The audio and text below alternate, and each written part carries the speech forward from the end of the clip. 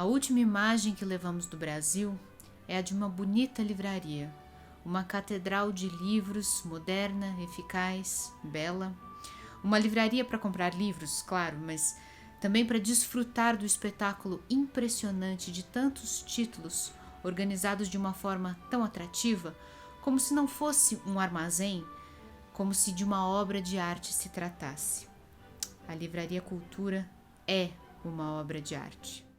Quem imortalizou esse retrato tão bonito foi ninguém menos que José Saramago. Esse textinho com essa impressão que ele teve quando esteve no Brasil pela última vez, em 2008, pouco antes de falecer, saiu depois publicado num livro de pequenos textos chamado O Caderno, e a Livraria Cultura assim ficou imortalizada nas palavras de um dos maiores escritores do século XX e do começo do século XXI.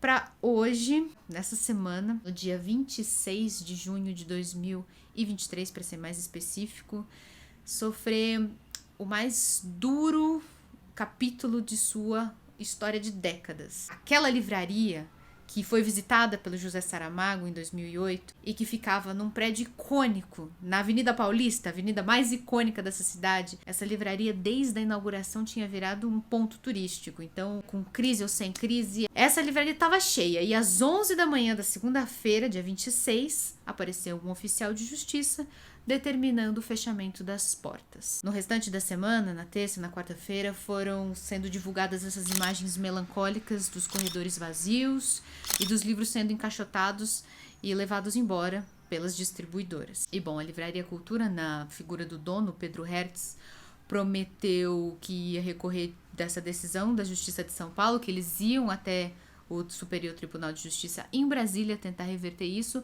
Ainda tem uma loja da cultura em funcionamento em Porto Alegre, aparentemente é a última fronteira, porque todas as demais lojas já tinham fechado as portas. E como uma moradora da cidade de São Paulo, mais do que isso, como uma leitora que desde criança considerava a Livraria Cultura um dos lugares mais legais do mundo, um lugar que eu frequentei tanto. Mais pra frente eu fui fazer faculdade na Avenida Paulista, no prédio da Gazeta, né, na Faculdade Casper Libero. E assim, era uma época de muitas livrarias ali à minha disposição, era um paraíso pra mim, porque do outro lado do prédio da Gazeta tinha a FINAC. Alguns passos mais pra lá, na Estação Brigadeiro, tinha a Martins Fontes. E do outro lado da Avenida Paulista, perto da Estação Consolação, tinha a Livraria Cultura. E eu, né, com meus 20 anos, indo para cima e para baixo daquela avenida, frequentando todas essas bibliotecas e todos os espaços culturais daquela avenida que era viva, que era fervilhante e que está cada dia mais vazia, cada dia mais melancólica, perdendo o seu espaço de centro financeiro econômico da cidade, perdendo espaço para todas as Faria Limas aí que estão surgindo, outros centros aí para onde está indo o dinheiro. O próprio prédio do MASP, tão lindo, tão icônico, olha, já precisa de reforma, tem anos, aqueles pilares estão descascando. E agora mais um grande golpe na história dessa cidade, da cultura dessa cidade, é a livraria mais icônica. Eu sei muito bem, por experiência própria, como aquele lugar era um imã que atraía visitantes, tanto moradores da própria cidade quanto gente que vinha de fora. Eu perdi a conta de quantas vezes eu fui naquela livraria, quantas vezes eu pegava um livro sem pagar, sem nada, sentava lá no puff e lia 1, 2, 3 capítulos inteiros, depois guardava de novo. Enfim, é um lugar que fez parte da minha vida. E é muito melancólico pra mim ver essas imagens das prateleiras vazias, dos corredores vazios, mas a gente precisa dizer, né? Isso era uma coisa que já estava perigando acontecer há muito tempo. A Livraria Cultura é uma empresa familiar. Mesmo depois de ficar gigantesca, de abrir 17 lojas espalhadas por capitais do Brasil, e não quaisquer lojas, lojas enormes, de 3 mil metros quadrados, de 4 mil metros quadrados. Eles vendiam livros, é claro, mas também vendiam DVDs, CDs, brinquedos, papelaria, sempre tinha um café lá dentro, sempre tinha um auditório com programação, sempre tinha programação de noites de autógrafos. Eram estruturas gigantescas, mas mesmo assim eles nunca abriram capital, eles nunca entraram na bolsa de valores, eles sempre foram uma empresa familiar. O dono da Livraria Cultura é um homem chamado Pedro Hertz e ele é filho da fundadora original, uma senhora chamada Eva Hertz, que era uma imigrante alemã, judia, que fugiu do nazismo e veio para o Brasil em 1939. No começo, essa senhora, essa Eva Hess, e o seu marido, o Kurt Hess, eles tinham uma biblioteca em casa para emprestar livros. Assim, para os amigos, para a comunidade de alemães, né, para a comunidade deles ali. Com o tempo, essa bibliotecazinha foi crescendo e acabou virando uma livraria, mas ainda assim, dentro de casa. Foi só em 1969 que eles vieram para o Conjunto Nacional. A Livraria Cultura foi criada dentro dessa galeria que fica embaixo do Conjunto Nacional e era, com certeza, de longe, a loja mais charmosa ali daquele espaço. E a partir de 2000, começou uma expansão da loja. Foi quando eles começaram a inaugurar outras lojas. A primeira foi num shopping chamado Vila Lobos, em São Paulo, e já era esse modelo enorme de mega store, meio que imitando o que a Saraiva já fazia. Quando vieram os 2 primeiros governos do Lula, né, de 2002 a 2010, aí que foi o momento da expansão vertiginosa. Todas aquelas lojas no Brasil inteiro abriram. E foi em 2007 que eles resolveram sair daquela loja onde eles sempre tinham ocupado, né, no Conjunto Nacional, e migrar para um outro espaço no mesmo conjunto, na mesma galeria, onde antes tinha funcionado um cinema. É por isso que essa loja que impressionou José Saramago é tão bonita. Ela tem um pé direito de, não sei dizer ao certo, mas deve ter uns 20 metros de altura, são 3 andares, tem um vão central, tudo ocupado por prateleiras, tinha aquela escultura de dragão pendurada no teto, assim como se fosse um espaço de um Sesc. E ela era um espaço aberto para você ficar lá o dia inteiro, se você quisesse. Ninguém ia reclamar se você pegasse um livro, ficasse ali sentado num puff ou sentado numa escada ou num cantinho qualquer e ficasse lendo o dia inteiro. Eles queriam que a livraria ficasse sempre ocupada de muitas pessoas. Aquele espaço se tornou instantaneamente um ponto turístico de São Paulo. Mas foi em 2015, mais ou menos, eu me lembro bem, eu tinha recém criado esse canal e eu estava começando a conversar com pessoas que trabalhavam em editoras. Eu tinha alguns amigos que estavam ali no meio, estavam me explicando como é que funcionava esse mercado. E foi nessa época que eu comecei a ouvir dizer que a Livraria Cultura estava tendo dificuldade de pagar os editores. E só para vocês entenderem como é que funcionava o negócio deles, todos os livros que você comprava na Livraria Cultura não pertenciam à livraria, estavam ali emprestados, estavam ali, como se diz, consignados por uma editora àquela livraria. Isso significa que uma editora, digamos, eu tenho uma editora e eu quero que os meus livros sejam vendidos na Livraria Cultura. Então, o que eu fazia? O meu desejo como editora era o quê? Que a livraria comprasse. Normalmente eles pagam cerca de 50% do preço que eu estipulei como preço de capa. E aí eles têm o meu estoque, 100 livros ali, e eles ficam com a obrigação de vender aqueles 100 livros. O que eles obtiverem da diferença entre o que eles pagaram e o que eles venderam é o lucro deles, fica para eles. Mas não é assim que funcionava. Na realidade, a cultura foi mestre em estabelecer a cultura da consignação, o que significa dizer que eu, editora, por mais que eu quisesse vender aquilo para a livraria e já garantir o meu dinheiro, eu não conseguia. Eu só deixava os livros consignados na livraria, ou seja, ficavam ali emprestados. Se a livraria conseguisse vender, aí ela me pagava pelo que foi vendido e o que eles não vendessem, eles me devolviam. A Livraria Cultura, assim como a Saraiva, tiveram um poder de negociação tão grande, elas eram tão fortes, tão poderosas, com uma presença tão grande, com uma base de clientes tão grande, que eles conseguiam impor essas condições que eram mais vantajosas para elas, livrarias, do que para as editoras. Mas como toda editora queria ter livros na Cultura e na Saraiva, as editoras tinham que aceitar essa situação. Acontece que foi em 2015, mais ou menos, que eu comecei a ouvir que a Cultura estava pegando os livros consignados, vendendo e não pagando a parte correspondente para as editoras. Ou seja, estavam criando dívidas. E eu fui ouvindo cada vez mais esse burburinho, essa insatisfação. Algumas editoras começaram a ficar muito revoltadas.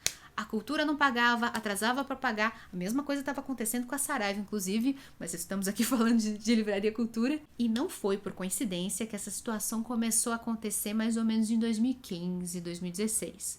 Foi quando a economia brasileira começou a entrar numa crise, foi naquela época do segundo governo da Dilma, aquela crise econômica, política, começamos a entrar em recessão, as pessoas já não tinham aquele poder de compra, e não por coincidência também, a Amazon tinha começado a operar no Brasil, promovendo aqueles descontos super agressivos que a Amazon fazia no começo.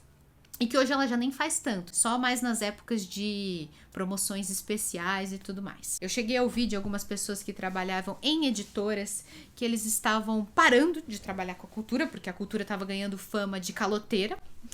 Mas aí, quando chegou 2017, todos ficaram pasmos com a notícia. A Livraria Cultura, apesar dos rumores de dificuldade financeira, tinha anunciado a compra das operações da Fnac no Brasil. A Fnac, eu não sei se você chegou a conhecer, era uma livraria francesa, que não era só livraria, né? Era outra mega store que tinha eletrônicos, brinquedos, celulares, aquele monte de coisa. A Fnac estava saindo do Brasil, não queria mais estar aqui. E a Cultura, surpreendendo todo mundo, fez uma oferta milionária para administrar as lojas da Fnac no Brasil. Eram simplesmente 12 lojas e mais 600 funcionários. Eu lembro que naquela época todo mundo ficou surpreso. Falou, ué, mas a Cultura fazendo isso? Por quê? Eles estão devendo dinheiro na praça? Bom, vai ver, as coisas não estão tão mal assim, né? Eles estão expandindo, as coisas vão melhorar, deve ser um sinal, né? Pouco depois também eles anunciaram a compra da estante virtual. Todo mundo interpretou isso como um bom sinal. Em 2018, o Pedro Herz, que é o dono, né, o filho da fundadora, publicou um livro contando as suas memórias. Sabe aquele livro de empresário? Que o empresário conta um pouco da sua vida e também fala sobre toda a sua história de sucesso. Parecia que estava tudo bem. Só que foi em 2018 mesmo que a Livraria Cultura pediu recuperação judicial. Então as coisas não estavam bem. Na verdade, as coisas estavam péssimas. Naquela época foi calculado que entre dívidas trabalhistas e as dívidas com os fornecedores, que aí é tudo, né? Desde aquelas editoras que tinham consignado o livro e não tinham recebido por isso, até empresas que prestavam serviço para cultura, empresa de limpeza, de logística, de segurança, sei lá. Somando todas as dívidas, eram 285 milhões de reais. Era uma dívida tão impagável que a livraria pediu recuperação judicial. O que é isso? É quando uma empresa está muito mal das pernas, não quer abrir falência, não quer fechar as portas e pede à justiça um prazo para se reorganizar, para se reestruturar. Se esse pedido for aceito pela justiça, o que acontece? Todas as dívidas ficam suspensas, paralisadas, e a livraria tem a obrigação de fazer um plano de recuperação, explicar como que eles vão fazer, explicar o que vai mudar, como é que eles pretendem pagar as dívidas e tal, bonitinho. É uma espécie de vida extra que uma empresa pede para a justiça para continuar funcionando e não fechar as portas. Começou a recuperação judicial em 2018. Desde então, algumas lojas fecharam, aliás, muitas lojas fecharam. Eles tentaram outros projetos, outros modelos de negócio, tudo mais, mas na prática, muito pouca coisa mudou. Tão pouca coisa mudou que no começo desse ano, de 2023, a Justiça de São Paulo meio que perdeu a paciência. Concluiu que o plano de recuperação não tinha dado resultado, que eles não tinham conseguido pagar as suas muitas dívidas, que só estavam aumentando provavelmente. A gente não tem os dados específicos, mas provavelmente essas dívidas já são maiores do que aqueles 285 milhões.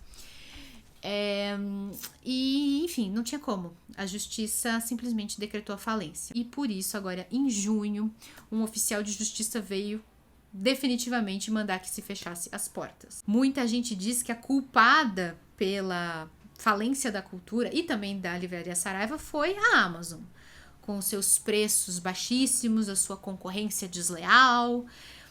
Isso tem uma parcela de verdade, mas não foi só isso, né, gente? Seria tapar o sol com a peneira. Outras livrarias menores, menos megalomaníacas, sobreviveram à Amazon, sobreviveram à pandemia.